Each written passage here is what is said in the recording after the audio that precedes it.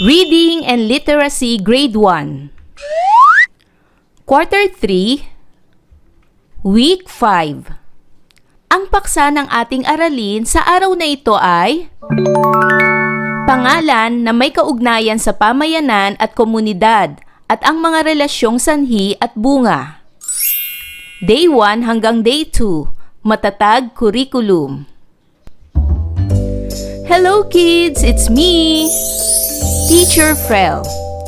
Don't forget to subscribe, like, and share, and hit the notification bell for the latest video. Sa araw na ito ay pag-aaralan natin sa asignaturang Reading and Literacy 1 ang pangalan na may kaugnayan sa pamayanan at komunidad at ang mga relasyong sanhi at bunga. Day 1. At the end of the lesson, the learners can: Letter A. Identify words that function as naming words in the text. Letter B. Recognize vocabulary referring to community. And letter C.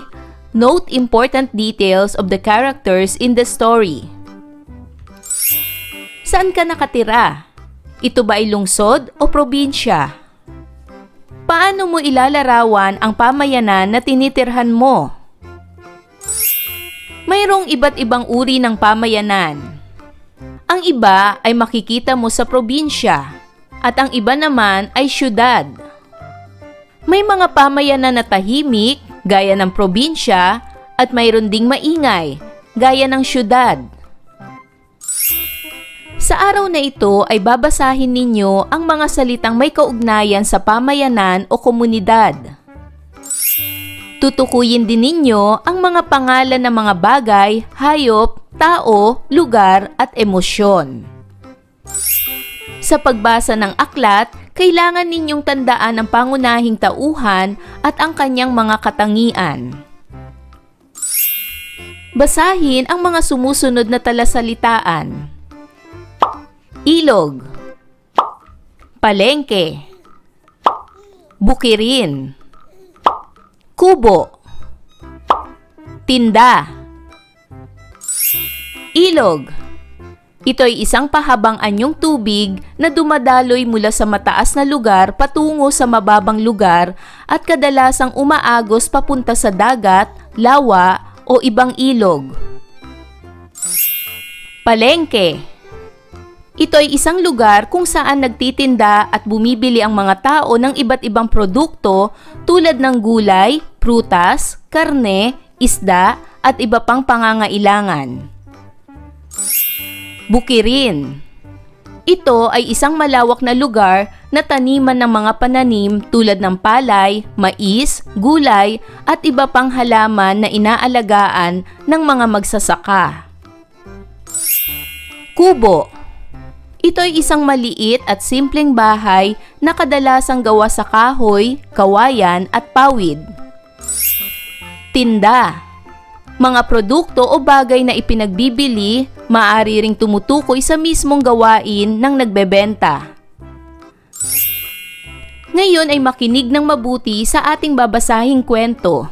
Habang nagbabasa tayo, tingnan natin kung ano ang nararamdaman ng mga tauhan. Ano ang nagpapasaya o nagpapagulat sa kanila? At ano ang nararamdaman nila sa bawat lugar ng kanilang pinupuntahan? Ang pamagat ng kwento na ating babasahin ay ang pagbisita ng aking pinsan. Ako si Nooy at ito ang aking pamayanan. Minsan ay dumalaw sa akin si Ike, ang pinsan ko. Si Ike ay taga-syudad, kaya naman ibang-ibang aming mga pamayanan. Ipinakita ko kay Ike ang aking pamilya. Bagamat magpinsan kami, ay madalang umuwi dito sa amin si Ike, kaya hindi niya gaanong kakilala ang pamilya ko. Ipinakita ko kay Ike ang ilog sa aming pamayanan. Napakalinis nito. Sumunod naman kaming nagpunta sa palayan. Kulay ginto na ang mga bigas at nagsisimula na ng pag-ani. Ipinakita ko din sa kanya ang kamalig. Doon, iniimbak ang mga bigas. Narito naman ang templo ng mga monghe sa aming pamayanan. Pinapanatili nila na malinis at maayos ang aming kapaligiran. Pumunta din kami sa manggahan. Hinog na ang mga mangga at napakaraming bunga. Napagod kami sa pamamasyal kaya umuwi muna kami. Nang makapahinga ay dinala ko siya sa palengke. Doon ay kumain kami ng mga kakanin. Nagustuhan ni Ikay lahat. Mahal ko ang aking kapaligiran sa aking pamayanan, sabi ni Nooy. Gustong-gusto ko ang pamayanan mo, Nooy. Saan tayo pupunta bukas? Nakangiting tanong ni Ikay. Ngayon naman ay sagutin ang mga sumusunod na tanong. Para sa unang katanungan, sino ang dumalaw sa probinsya? Tama! Si Ikay ang dumalaw sa probinsya. Pangalawang tanong, saang mga lugar sila nagpunta? Tama! Ang mga lugar na kanilang pinuntahan ay sa ilog, sa palayan, sa kamalig, sa templo, sa manggahan, at sa palengke. Pangatlong tanong, ano ang pakiramdam ni Ikay sa kanyang naging pagdalaw? Tama! Masayang-masaya si Ikay at nagustuhan lahat ang kanilang pinuntahan.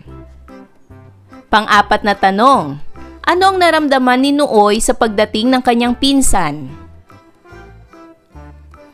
Tama!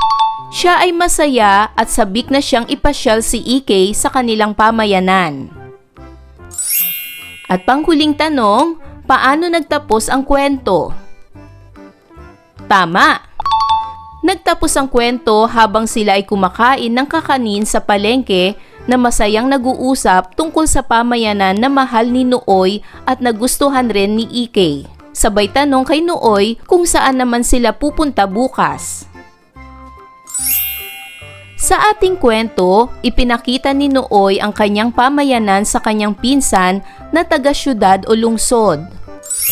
Paano mo ilalarawan si Nooy ayon sa kanyang pagpapakita ng kanyang pamayanan sa pinsan? Narito ang posibleng sagot. Si Nooy ay isang mabuting bata.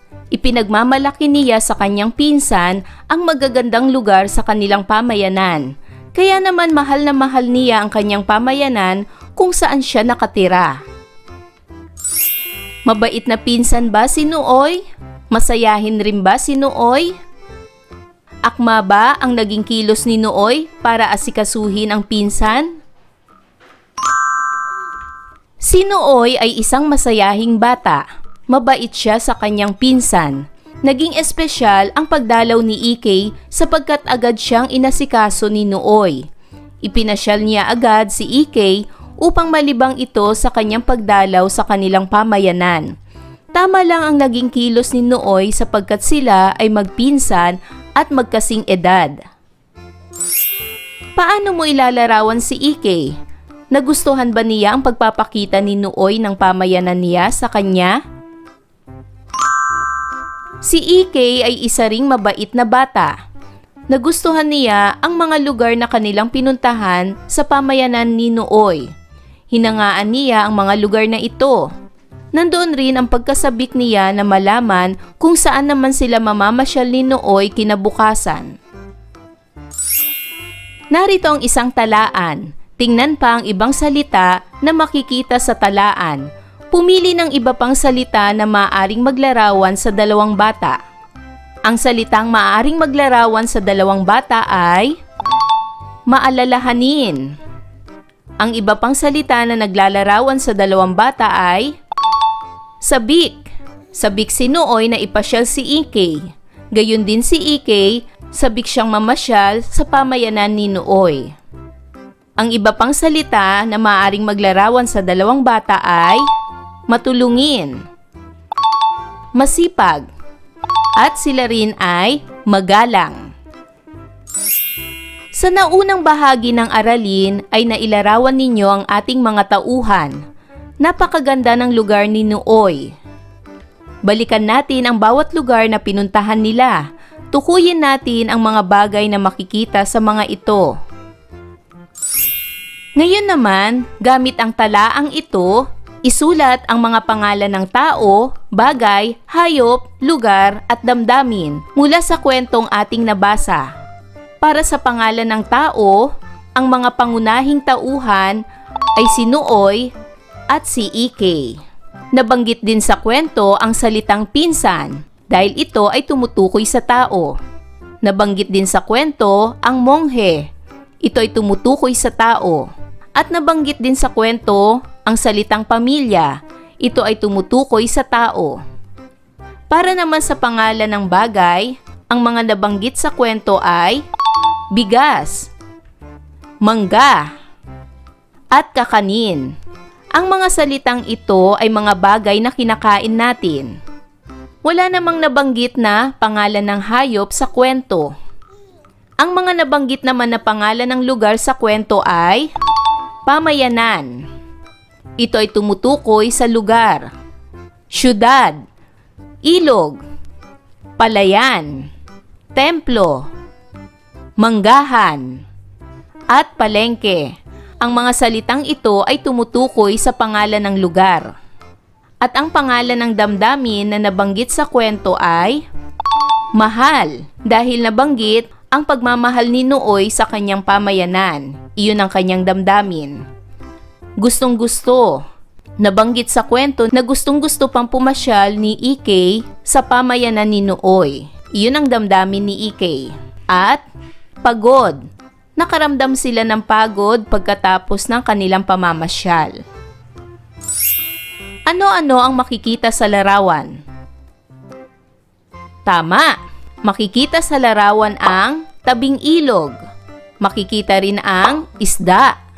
Makikita rin ang mangingisda. Makikita rin ang bingwit. Makikita rin ang tulay.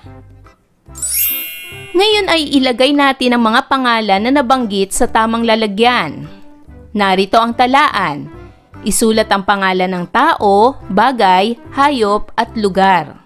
Ang pangalan ng tao ay mangingisda. Ang pangalan ng bagay ay bingwit. Ang pangalan ng hayop ay isda. At ang mga pangalan ng lugar ay tabing ilog at sa tulay. Masdan naman ang larawang ito. Anong lugar ito? Tama, ito ay bukirin. Ano ang mga bagay na makikita dito? Tama, sa bukirin makikita ang palay at araro. Anong hayop ang karaniwang makikita dito? Tama, karaniwang makikita sa bukirin ang baka at kalabaw. Anong mga posibleng damdamin ang maaaring maibigay dito? Kapag nasa bukirin, nakakaramdam o ang damdamin natin ay kapayapaan at pag-asa. Ano-anong mga natutunan ninyo sa ating aralin? Kung dadalhin ninyo ang kaibigan ninyo sa inyong paboritong lugar, saan ninyo siya dadalhin? Ngayon naman, para sa pagsasanay bilang isa, pumili ng isang lugar sa iyong pamayanan. Punan lamang ng isang beses ang chart. Narito ang chart. Isulat ang pangalan ng tao, bagay, hayop, lugar at damdamin. Halimbawa, dinala ko ang aking kaibigan sa isang lugar sa aming pamayanan. Ang lugar na napili ko ay parke. Sa parke, ang makikitang tao ay mga bata. Ang bagay naman na makikita sa parke ay duyan. Ang hayop na makikita sa parke ay ibon. At ang damdamin na mararamdaman sa parke ay masaya. Kayo naman mga bata, pumili kayo ng lugar sa inyong pamayanan at punan nyo ng isang beses lamang ang chart na ito. Day 2. At the end of the lesson, the learners can: letter A, recognize vocabulary referring to community. Letter B, recognize cause and effect relationship. Letter C, relate events to one's own experiences. And letter D, read high-frequency words. Naranasan mo na ba na pumunta sa isang lugar na ibang-iba ang anyo sa inyong sariling pamayanan? Paano ito na iba? Mayroon ba itong pagkakatulad? Mayroon tayong iba't ibang uri ng pamayanan sa Pilipinas, gaya ng probinsya at syudad. Iba-iba man ang pamayanan, mahalaga na nagkakasundo ang mga naninirahan sa mga pamayanang ito. Sa araw na ito ay babasahin ninyo ang mga salitang may kaugnayan sa pamayanan o komunidad. Uunawain ninyo ang kwento at ang mga relasyong sanhi at bunga mula sa mga pangyayari dito. Sa pagbasa ng aklat, kailangan ninyong tandaan ang pangunahing tauhan at ang kanyang mga damdamin. Iuugnay din ninyo ang inyong mga karanasan sa mga tauhan sa kwento. Balikan natin ang mga talasalitaan noong nakaraang araw. Ilog, palengke, bukirin, kubo, tinda. Basahin ang mga sumusunod na pangungusap gamit ang mga larawan ng mga salita. Mababaw ang ilog, kaya nakalangoy ang mga bata. Maraming tao sa palengke, kaya mahirap mamili. Maraming tanim sa bukirin, kaya madaming maaaning palay. Gumawa sila ng kubo upang mayroong pahingahan sa bukid. Puno ng tinda ang tindahan ni Aling Maria, kaya maraming namimili.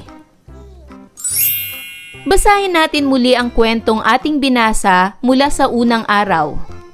Sa ating pagbasa ay balikan ninyo ang mahalagang pangyayari. Tukuyin din ninyo ang naging bunga ng mga pangyayari na ito. Ang pagbisita ng aking pinsan. Ako si Nooy at itong aking pamayanan. Minsan ay dumalaw sa akin si Ike, ang pinsan ko. Si Ike ay taga-syudad, kaya naman ibang-iba ang aming mga pamayanan.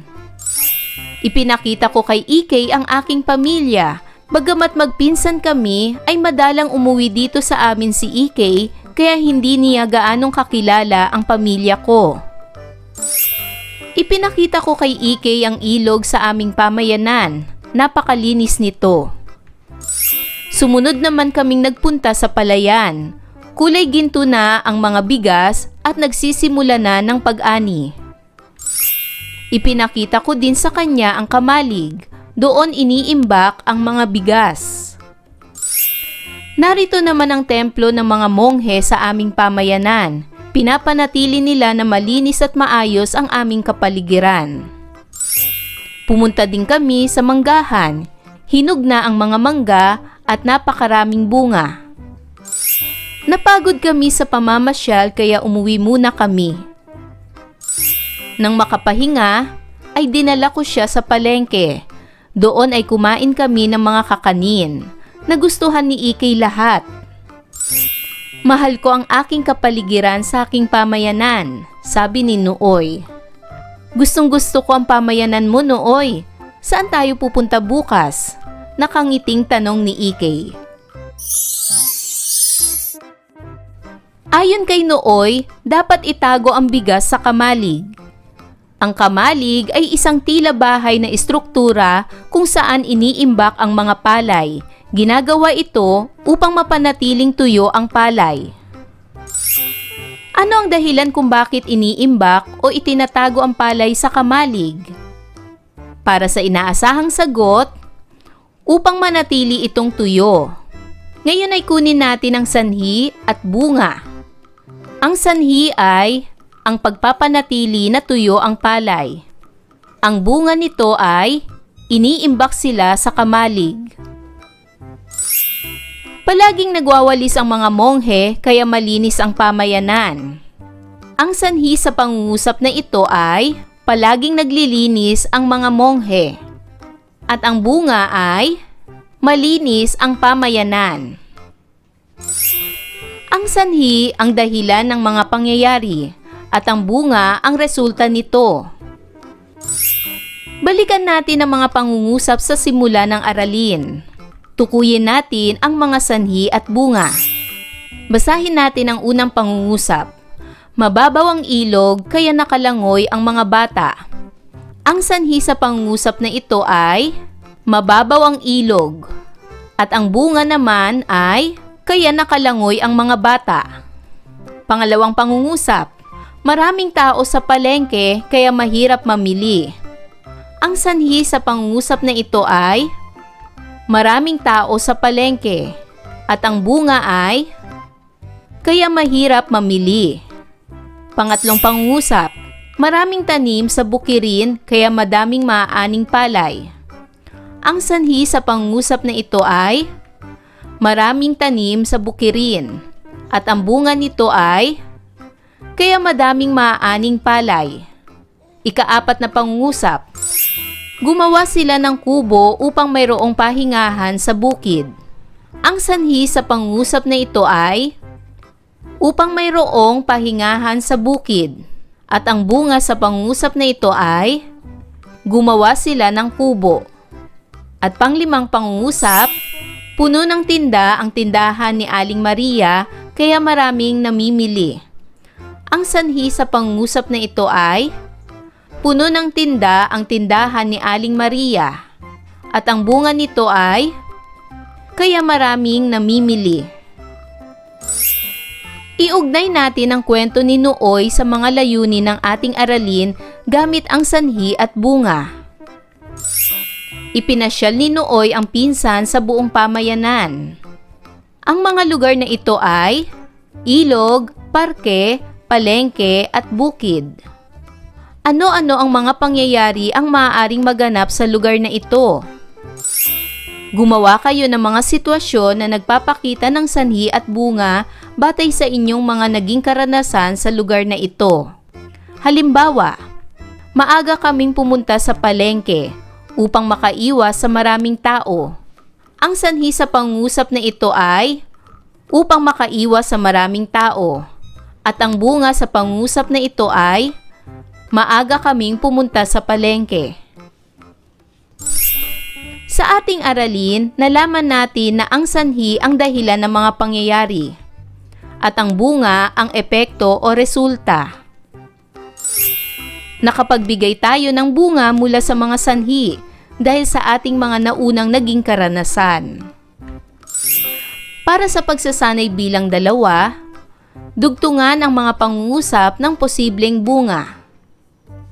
Unang bilang, nagustuhan ni Ikey ang pagbisita kay Nooy kaya magbigay ng posibleng bunga. At narito ang aking sagot. Kaya gusto niyang bumalik muli sa kanilang pamayanan. Pangalawang bilang, napapanatiling malinis ng mga tao sa pamayanan ni Nooy ang kanilang paligid. Kaya, ano ang posibleng bunga? Narito ang aking halimbawang sagot. Kaya, maayos at kaaya-aya ang kanilang pamayanan. Pangatlo, maraming napuntahang lugar sila Nooy, kaya ano kaya ang posibleng bunga? At narito ang aking halimbawang sagot.